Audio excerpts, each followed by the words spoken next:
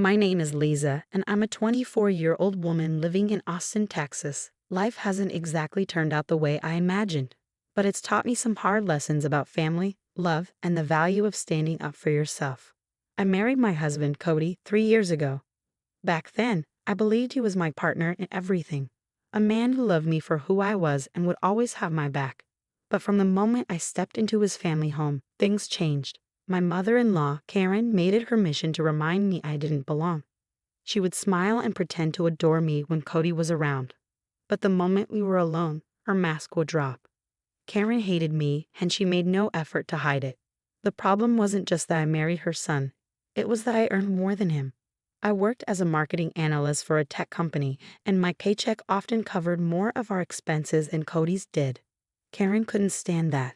In her eyes, it was my job to cater to my husband and his family, no matter what I brought to the table. She started treating me like a live-in maid. "You're home early. Why don't you clean the kitchen?" she'd say. Or, "Cody works so hard. Shouldn't you handle the laundry?" It wasn't about chores. It was about control. I cooked dinner for everyone after a long day at work, only for Karen to criticize it. I'd scrub the floors, and she'd find something I missed. Cody would tell me to ignore her, but he never stood up for me. The worst part was the double-faced act. Around Cody, Karen would sing my praises. "Lisa's so hardworking," she'd gush. "You're lucky to have her." But when he wasn't there, she'd call me names, roll her eyes at me, or even guilt me into running errands for her. Despite all this, I kept telling myself to push through. This is marriage, I thought. It'll get better. But the truth was, I was bending over backward for a family that didn't appreciate me, and every day, it wore me down a little more. It all came to a head on my 25th birthday, a day I had hoped would be filled with joy and love. I'd worked so hard to make that house feel like a home, to be a good wife, and to endure Karen's constant jabs. Deep down, I wanted that day to remind me why I'd chosen this life. To celebrate with my husband and maybe, just maybe, feel like I belonged. I decided to keep the celebration small, just the three of us. Cody, Karen, and me. I planned everything from the decorations to the cake, and even set up Karen's favorite chair at the table. I wanted to prove to her that I wasn't trying to replace her in Cody's life, that we could all coexist peacefully. The evening started off smoothly. Karen even complimented my outfit, which was rare. I thought maybe, for once, we'd have a nice moment as a family. When it came time to cut the cake, I hesitated for a second. Karen was sitting right there, scrolling on her phone, and Cody was distracted with a work email. I didn't want to seem selfish, so I asked, "Should we wait for you to finish, Karen?" She waved me off. "Go ahead, Lisa. Don't wait on me," she said without looking up. So I picked up the knife, smiled at Cody, and made the first slice. The next few seconds are a blur in my memory. One moment, I was cutting the cake. The next, Karen was on her feet shouting, "How dare you cut the cake without asking me?" she screamed, her voice sharp enough to make Cody jump. I was stunned. She just told me to go ahead. I opened my mouth to respond, but before I could say a word, she slapped me across the face. The sting of her hand on my cheek wasn't just physical, it was humiliating. And as if that wasn't enough, she grabbed a handful of the cake I'd spent hours decorating and threw it at me. The room fell silent. I stood there, my cheek burning, frosting sliding down my face, completely shocked. I turned to Cody, my husband, the man who was supposed to love and protect me. "Cody," I said, my voice trembling, "are you seriously going to let her do this to me?" I hoped, prayed, that he'd stand up for me, that he'd tell Karen she was out of line. But instead, he sighed, ran his hand through his hair, and said, "Lisa, why do you always have to start drama?" It was like the air had been sucked out of the room. "Drama?" I repeated, my voice barely a whisper. "Don't raise your voice at me," he snapped. "You know how sensitive my mom is. You could have waited for her." I couldn't believe what I was hearing. Karen was standing there, glaring at me with smug satisfaction, and Cody, the one person I thought I could count on, was taking her side. I didn't argue. What was the point? My birthday, the one day that was supposed to be about me, had turned into another stage for Karen to humiliate me. And Cody, as always, let her. That night, I lay in bed staring at the ceiling, replaying the scene over and over in my head. I couldn't sleep. I couldn't cry. I couldn't even be angry. All I felt was a deep, hollow sadness. By the time the sun came up, I knew what I had to do. This wasn't just about the cake or the slap. It was about the years of disrespect, the endless sacrifices, and the realization that neither Karen nor Cody would ever change. The next morning, I packed my things. I didn't make a scene. I didn't yell or demand explanations. I just left. I didn't even leave a note. For the first time in years, I chose myself. Leaving wasn't easy. For weeks after I walked out, I kept waiting for Cody to come after me, to call and apologize, to tell me he'd made a mistake. But all I got was silence. The first few days were the hardest. I rented a small apartment downtown and started piecing my life back together. The emptiness in that space mirrored the void I felt inside.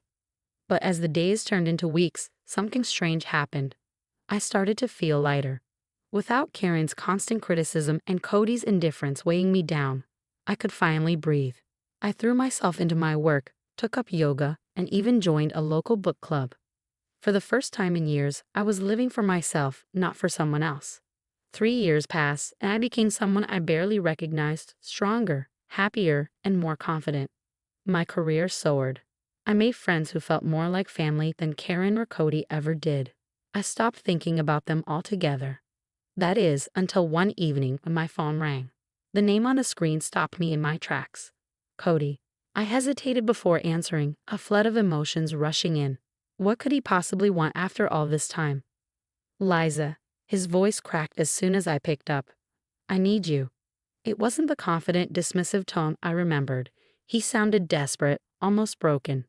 Mom's gone, he continued, barely able to get the words out.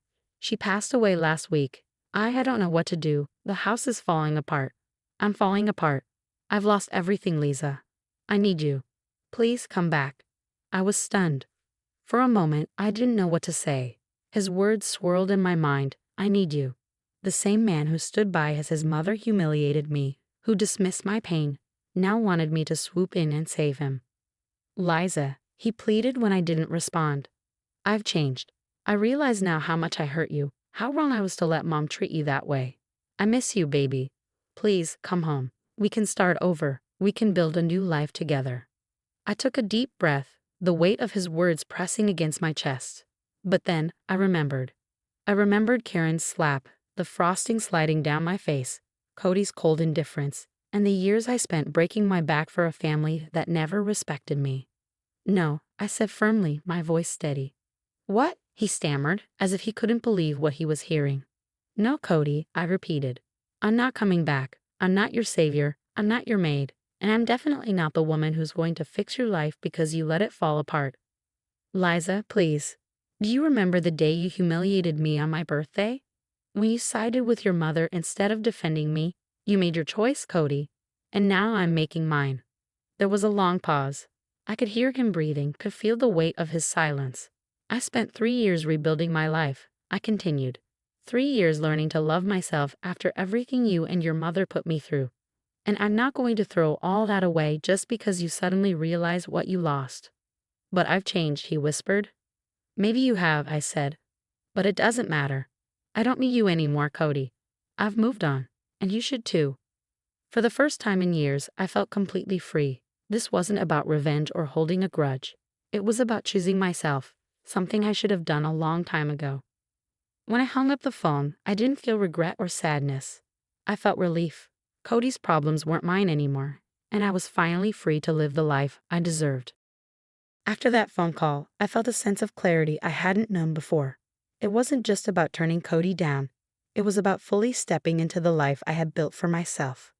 For years, I had defined my worth by what I could do for others, by how much I could endure.